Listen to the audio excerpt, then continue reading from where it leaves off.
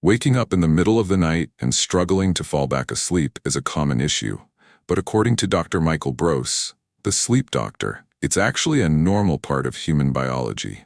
Many people find themselves waking up between 2 and 3 a.m., and there's a scientific reason behind it.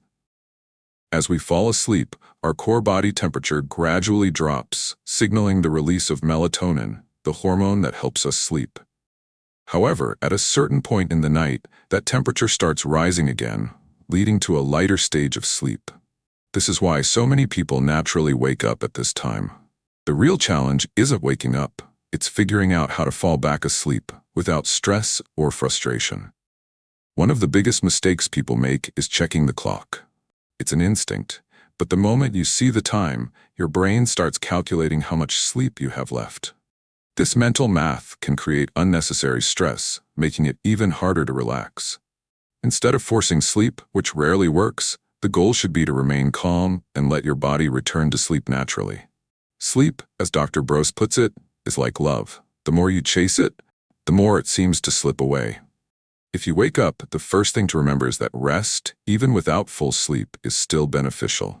There's a concept called non-sleep deep rest, where simply lying still in a quiet, dark room allows the body to rejuvenate. An hour of this type of rest can provide benefits similar to about 20 minutes of actual sleep, so even if you're awake, you're not completely losing out. Keeping anxiety in check is crucial, as stress will only make it harder to drift back to sleep. Another key factor is heart rate. To transition back into sleep, your heart rate needs to drop below 60 beats per minute. This is why getting up and moving around isn't always a great idea. Even something as simple as sitting up in bed, walking to the bathroom, or reaching for your phone can raise your heart rate and make it harder to settle back down. That being said, if you truly need to use the bathroom, go, but don't get up just to check if you have to. That unnecessary movement might wake you up even more. If you find yourself lying in bed unable to sleep, Dr. Breus recommends the 4-7-8 breathing technique, a simple but powerful method to slow your heart rate and promote relaxation. The process is easy. Inhale for 4 seconds, hold your breath for 7 seconds, and exhale slowly for 8 seconds. This controlled breathing helps remove excess carbon dioxide, allowing fresh oxygen to enter the lungs and reducing the workload on the heart. The result? A lower heart rate and a calmer mind, both of which make it easier to drift back to sleep.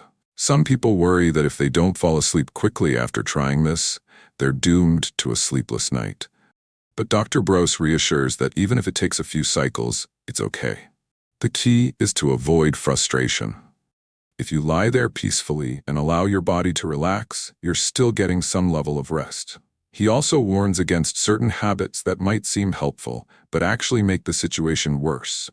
For instance, getting out of bed and walking around, turning on lights, or checking your phone can all stimulate the brain and make it even harder to return to sleep. Even drinking water might not be necessary. Keeping a small glass of room temperature water nearby allows for a quick sip without fully waking up.